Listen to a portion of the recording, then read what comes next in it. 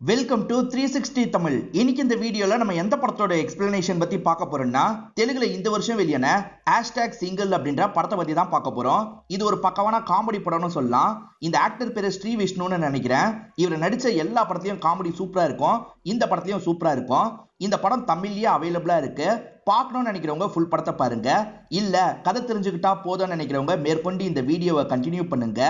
எக்ஸ்பிளனேஷனுக்குள்ள போறதுக்கு முன்னாடி வீடியோக்கு ஒரு லைக் போடுங்க. அது மூலியமா இந்த வீடியோ இன்னும் நிறைய பேர்கிட்ட கொண்டு போய் சேர்க்கப்படும். மேற்கொண்டு டைம் வேஸ்ட் பண்ணாம நம்ம நேரடியா எக்ஸ்பிளனேஷனுக்குள்ள போயிடலாம். படத்தோட ஸ்டார்டிங் சீனே ஹீரோவா காட்டுறாங்க. இவரோட பேரு விஜய் அப்படின்றது. டயட்லாம் பண்ணி உடம்ப ரொம்ப குறைச்சிருக்கான்ப்பா, இன்னும் சிங்கிளாவே கஷ்டப்படுறேன், எனக்கு ஒரு பொண்ணை மட்டும் செட் பண்ணி தாப்பான்ற மாதிரிலாம் வேண்டிட்டு இருக்காரு. அப்பதான் இவரோட ஃப்ரெண்டு அரவிந்த் பக்கத்துல வந்து வேண்ட ஆரம்பிக்கிறாரு. நீ எனக்கு செட் பண்ணி தரலனா கூட பரவாயில்லப்பா, என் ஃப்ரெண்டுக்கு எந்த ஒரு பொண்ணும் அமையக்கூடாது, என்ன மாதிரி கடைசி வரைக்கும் அவனும் இருக்கணும்ன்ற மாதிரிலாம் வேண்டிட்டு இருக்காரு. டே நீ என்ன வேணுன்றது எனக்கு கேட்டுருச்சு, எனக்கு ஒரு பொண்ணு செட் ஆயிட்டா அந்த பொண்ணை உனக்கு இன்னைக்கு அறிமுகப்படுத்தி வைக்கிறேன்ற மாதிரி சொல்றாரு. அந்த பொண்ணோட பேரு காயத்ரி அப்படின்ற மாதிரி ரயில்வே ஸ்டேஷன்ல காட்டுறதுக்காக கூட்டு வந்துடுறாரு. நம்ம ஹீரோ கிண்டல் பண்றதுக்காக என்ன பண்றாருன்னா, இதுதானே நீ லவ் பண்ற பொண்ணுன்ற மாதிரி வேணும்ட்டு ஆன்டிஸ் எல்லாம் காமிச்சிட்டு இருக்காரு. எனக்கு ஆள் கிடைச்சிட்டான்னு தெரிஞ்சோன்னா பொறாமையில பொங்கிட்டு இருக்கல, இவங்க எல்லாம் கிடையாது, என் ஆளை காட்டுறேன் சூப்பரா இருப்பான்ற மாதிரி இவரும் கூட்டு வந்து காட்டுறாரு. அவங்க பார்க்க நல்லா தான் இருக்காங்க. இதனால ஹீரோக்கு இன்னும் கஷ்டமா இருக்கு. என்ன இவனுக்கெல்லாம் ஆளு செட் ஆயிடுச்சு, நமக்கு செட் ஆகலன்ற மாதிரிலாம் யோசிக்கிறாரு. இப்ப ஃப்ரெண்ட் அரவிந்த் இருக்கார்ல, என்னை பத்தி 4 வார்த்தை பெருமையா பேசுன்ற மாதிரி சொல்றாரு. இவரும் பெருமையா பேசுற மாதிரி கால வாரணும்னு யோசிக்கிறாரு. இப்ப முதல்ல பெருமையா பேசுற மாதிரி பேசிட்டு இருக்காரு. போக போக இவர்கிட்ட இருக்க நெகட்டிவ் எல்லாம் சொல்றாரு. இவனுக்கு சம்பளம் வெறும் 30,000 ரூபாய் தான், இவன் அடிக்கடி சரக்கு அடிச்சுக்கிட்டே இருப்பான்ற மாதிரிலாம் இவரோட நெகட்டிவ சொல்லிக்கிட்டே இருக்காரு. டே கொஞ்சம் வாயை மூடுறா அப்படின்ற மாதிரி அரவிந்த் சொல்றாரு.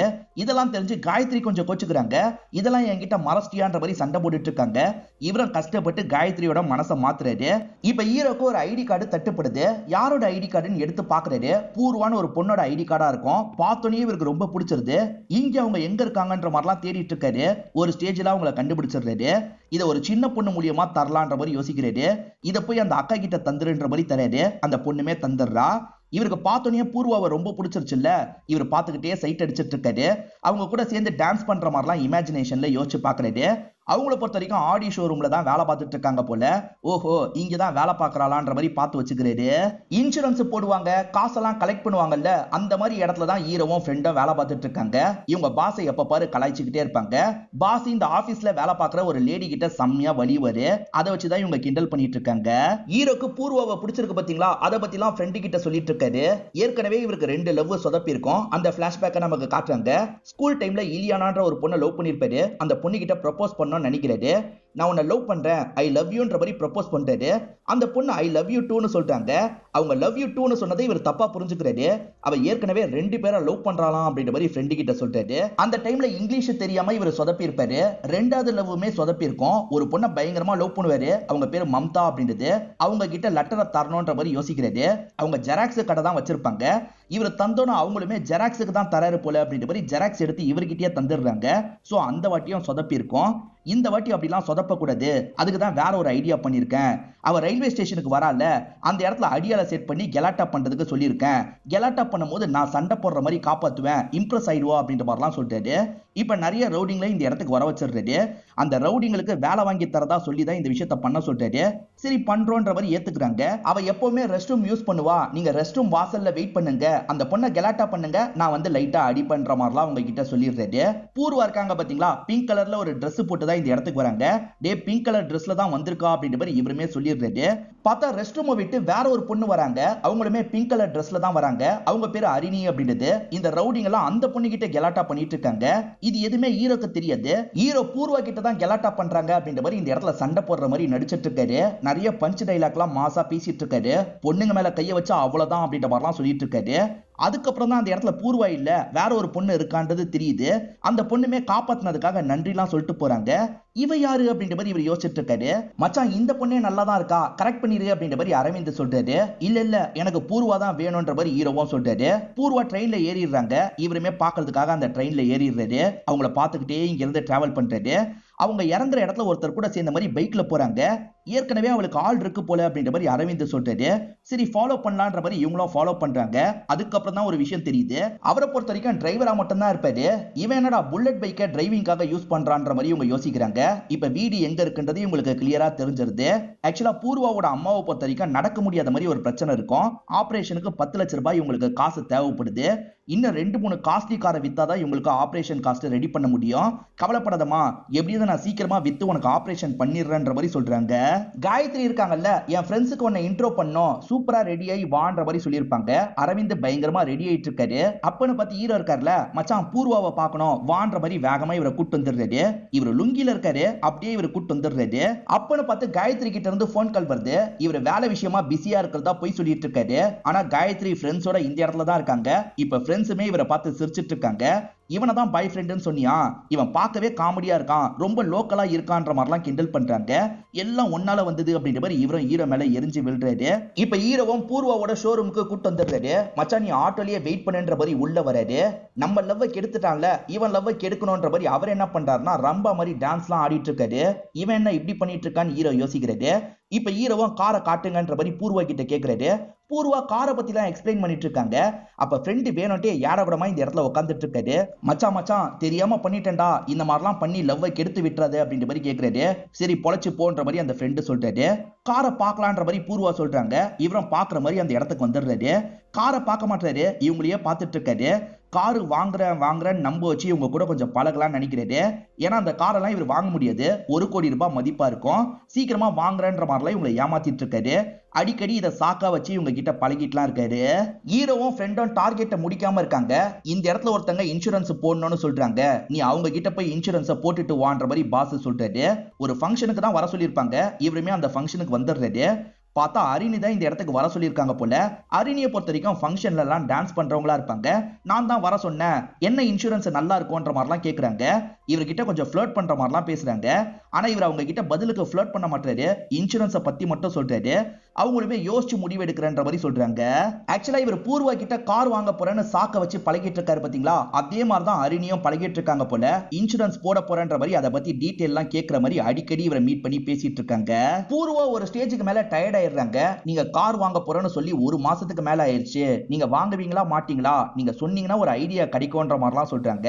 இவர் இருக்கார்ல, நான் உண்மையை சொல்லிடுறேங்க, உங்களை எனக்கு ரொம்ப பிடிச்சிருக்கு, அதை எப்படி சொல்றதுன்னு தெரியாம தான் இந்த மாதிரி சாக்க வச்சு பழகணுன்ற மாதிரி சொல்றாரு.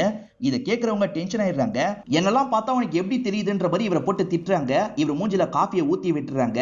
என் அம்மா ஆபரேஷனை முச்சிடலாம் நினைச்சேன், எல்லாம் போச்சுன்ற மாதிரி புலம்பிக்கிட்டே இந்த இடத்தை விட்டு கிளம்பிடுறாங்க.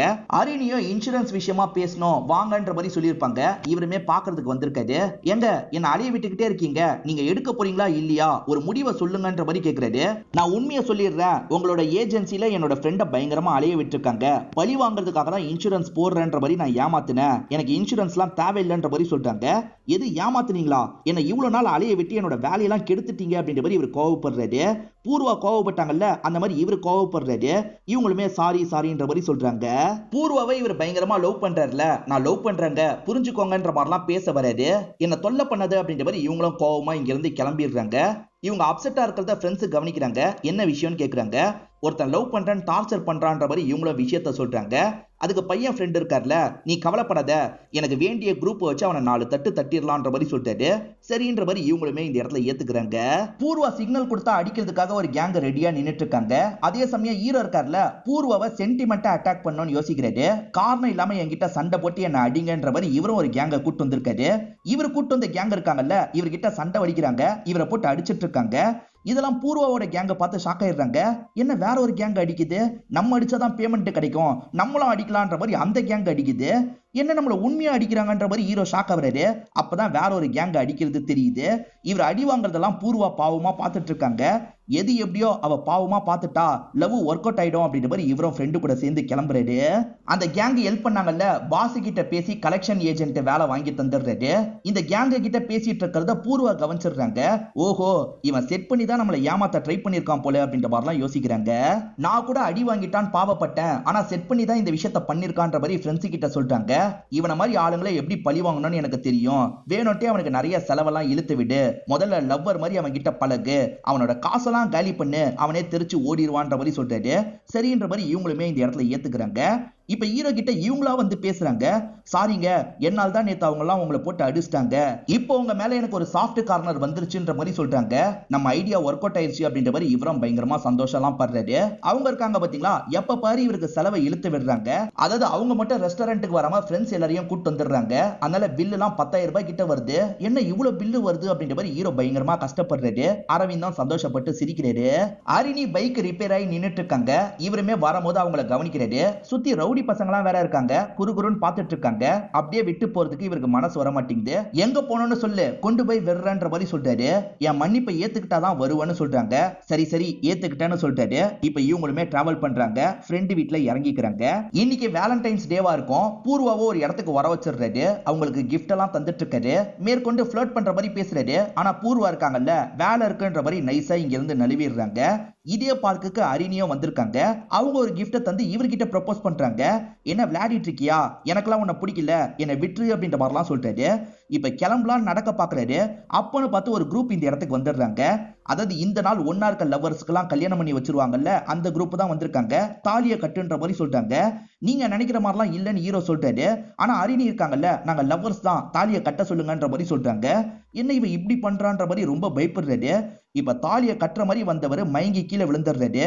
அப்பதான் தப்பிக்க முடியும்ன்றதுக்காக தான் மயங்கி கீழே விழுந்துடுறாரு. நல்ல வேலையா அந்த குரூப்பு கிட்ட இருந்து இவர் தப்பிச்சிடுறாரு. அந்த அரிணி இந்த மாதிரி என்ன பிரச்சனையில மாட்டி விட்டுட்டா மச்சான், நல்ல வேலை தப்புஸ்டன்ற மாதிரிலாம் இவர் சொல்றாரு. பூர்வாவும் இன்னைக்கு நைட்டு பப்புக்கு போலான்ற மாதிரி சொல்றாங்க. இவரும் ஏத்துக்கிறாரு. பப்புக்கு போய் ஜாலியா டான்ஸ் பண்ணுவேன்ற மாதிரிலாம் ஃப்ரெண்டு கிட்ட சொல்றாரு. இப்ப இவருமே பப்புக்கு வராரு. அவங்க மட்டும் வந்திருப்பாங்கன்னு பார்த்தா அவங்க ஃப்ரெண்ட்ஸ் கேங்கையும் கூட கூட்டு வந்திருக்காங்க. என்ன இவ்வளவு பேரை கூட்டு வந்திருக்கான்ற மாதிரி இவர் பயங்கரமா ஷாக் ஆயிடுறாரு. ஃப்ரெண்டு நானும் வரேன்னு சொல்லியிருப்பாரு. ஆனா இவரை கழட்டி விட்டுட்டு வந்திருப்பாரு. என்ன கழட்டி விட்டுட்டு போனல அனுபவி அப்படின்ற மாதிரி ஃப்ரெண்டும் கிண்டல் பண்றாரு. இப்ப திடீர்னு அரிணி கொஞ்சம் தள்ளி இழுத்துட்டு போய் பேசுறாங்க. அந்த பூர்வாவை லவ் பண்ணல, ஏமாத்திட்டு இருக்கா, உன்கிட்ட பழகணும்னு நினைக்கிறவ தனியா வருவா, எதுக்காக இவ்வளவு பேரை கூட்டு வந்திருக்கா புரிஞ்சுக்கோன்ற மாதிரிலாம் சொல்றாங்க. நான் உன்னை லவ் பண்ணல, அவளை லவ் பண்றேன்னு உனக்கு பொறாம, அதனால தான் இந்த மாதிரிலாம் சொல்லிட்டு இருக்கன்ற மாதிரி அரிணி அனுப்பி விடுறாரு. இப்ப அவங்க கூட சேர்ந்து டான்ஸ் பண்ணலாம் நினைக்கிறாரு. ஆனா அதுக்குள்ள பூர்வா இருக்காங்கல்ல, நாங்க ஆடி முடிச்சிட்டோம் கிளம்புறோன்ற மாதிரி கிளம்புறாங்க. பார்த்தா 40,000 ரூபாய் பில்லு வருது. இவருக்கு இந்த பில்லை எப்படி செட்டில் பண்றதுன்னு தெரிய மாட்டேங்குது. பார்த்தா இவரோட பாஸ் இருக்கார்ல, கம்பெனில வேலை பார்க்குற ஒரு பொண்ணு கூட க்ளோஸா டான்ஸ் பண்ணிட்டு இருக்காரு. இதை கேப்சர் பண்ணலான்ற மாதிரி இவர் கேப்சர் பண்ணிடுறாரு. ஒழுங்கு மரியாதையா காசை தாங்க, இல்லைன்னா உங்க ஒய்ஃபு கிட்ட காமிச்சிருவன்ற மாதிரி மிரட்டி காசெல்லாம் வாங்கி செட்டில் பண்றாரு. பூர்வா கோயிலுக்கு வர சொல்லியிருப்பாங்க. இவரும் கோயிலுக்கு வந்துட்டு இருக்காரு. அங்க இருக்கவரும் இந்த விலைக்கு ஏத்தி என்ன வேணும்னாலும் கிடைச்சிரும்ன்ற மாதிரி சொல்றாரு. அப்ப நீ கோடீஸ்வரன் ஆகணும்ன்ற மாதிரி விலைக்கு ஏத்தி இருக்கலாம்ல, எதுக்காக ஏத்தல, அதெல்லாம் நடக்காது, என்கிட்ட இந்த பருப்பெல்லாம் வேகாதுன்ற மாதிரி கிண்டல் பண்ணிட்டு உள்ள வந்துடுறாரு. பார்த்தா அந்த இடத்துல அரிணி இருக்காங்க. இவன் எப்படி இந்த இடத்துக்கு வந்தான்ற மாதிரி ஷாக் ஆயிட்டு இருக்காரு. அரிணியே இவரை வம்புலாம் பண்ணிட்டு இருக்காங்க. இதெல்லாம் நடந்துட்டு இருக்கும் போது பூர்வா வராங்க. இவரும் பூர்வா கிட்ட பேசுறதுக்காக வந்துடுறாரு.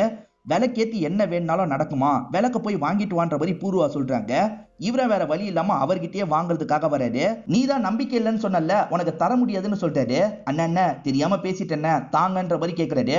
சரி உனக்கு மட்டும் விலைக்கு 1000 ரூபான்ற மாதிரி சொல்றாரு. ஹீரோக்கு வேற வழியும் இல்லல்ல, 1000 ரூபாய் கொடுத்து விலைக்க வாங்கிடுறாரு.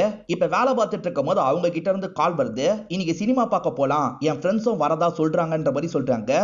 இது ஃப்ரெண்ட்ஸும் வர போறாங்களான்ற மாதிரி ஷாக் ஆகுறாரு. ஏன் வேணாமான்ற மாதிரி கேட்குறாங்க. சேச்சா அதெல்லாம் ஒன்றும் இல்லை, போலான்ற மாதிரி இவரும் சொல்றாரு.